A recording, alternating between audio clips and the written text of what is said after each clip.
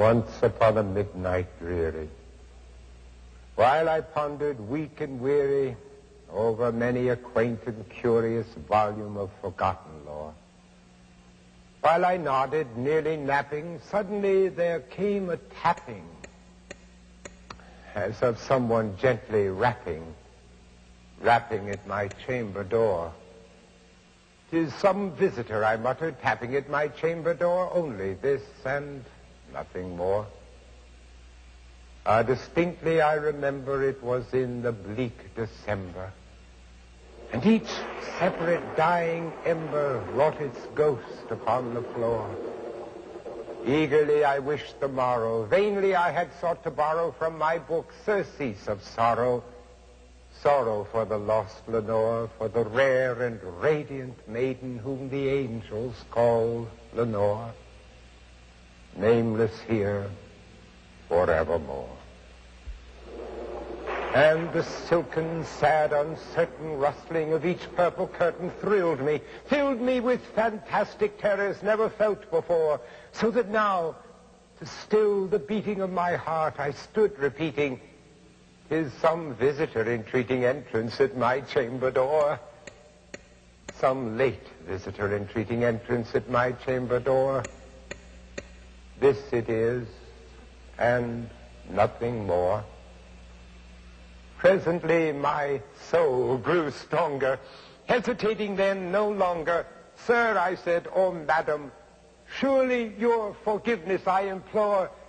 But the fact is I was napping, and so gently you came rapping, and so faintly you came tapping at my chamber door, that I scarce was sure I heard you. Here I opened wide the door. Darkness there, and nothing more. Deep into that darkness peering long, I stood there wondering, fearing, doubting, dreaming dreams no mortal ever dared to dream before. But the silence was unbroken, and the stillness gave no token, and the only word there spoken was the whispered word, "Lenore." And I whispered back, and an echo murmured back, "Lenore." Merely this, and nothing more. Back into the chamber turning, all my soul within me burning.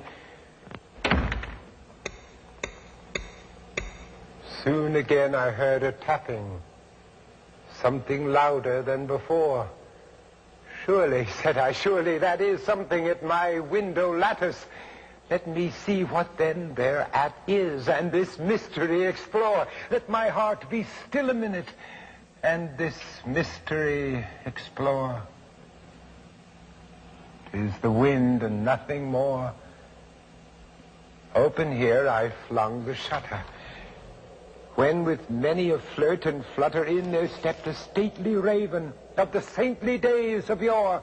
Not the least obeisance made he, not a minute stopped or stayed he, but with mien of lord or lady perched above my chamber door, perched upon a bust of Pallas just above my chamber door, perched and sat, and nothing more. Then this ebony bird beguiling my sad fancy into smiling, by the stern and grave decorum of the countenance it wore, "Though thy crest be shorn and shaven, thou," I said, "art sure no craven, ghastly, grim, and ancient raven, wandering from the night's Plutonian shore. Tell me what thy lordly name is on the night's Plutonian shore." Quoth the raven, "Nevermore." Much I marveled this ungainly fowl to hear discourse so plainly, though its answer little meaning, little relevancy bore. For we cannot help agreeing that no living human being ever yet was blessed with seeing bird above his chamber door, bird or beast upon the sculptured bust above his chamber door, with such a name as Nevermore. But the raven, sitting lonely on his placid bust, spoke only that one word, as if his soul in that one word he did outpour. Nothing farther than he uttered, not a feather than he fluttered, till I scarcely more than muttered, other friends have flown before. On the morrow he will leave me as my hopes have flown before.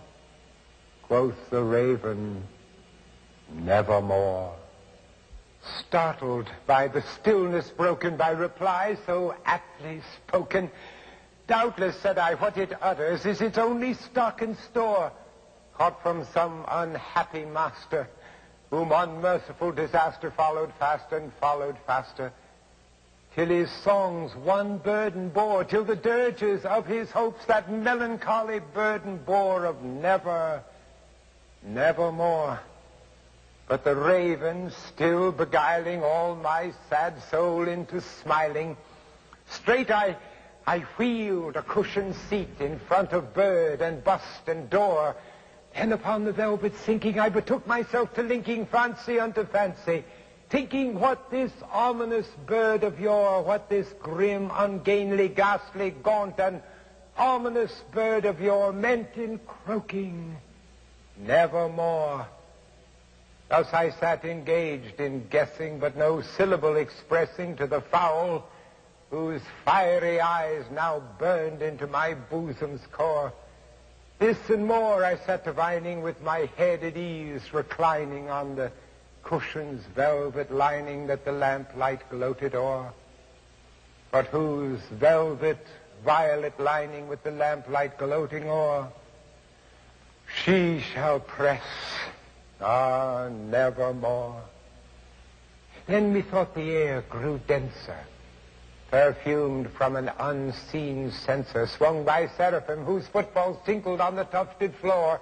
Wretch, I cried, thy God hath lent thee, by these angels he has sent thee respite, respite and nepenthe from the memories of Lenore. Quaff, oh quaff this kind nepenthe, and forget this lost Lenore. Quoth the raven, nevermore.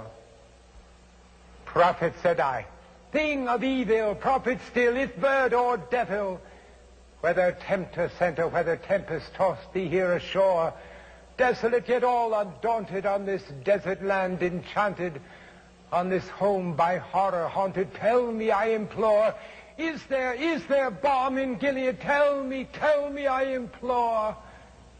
Quoth the raven, nevermore.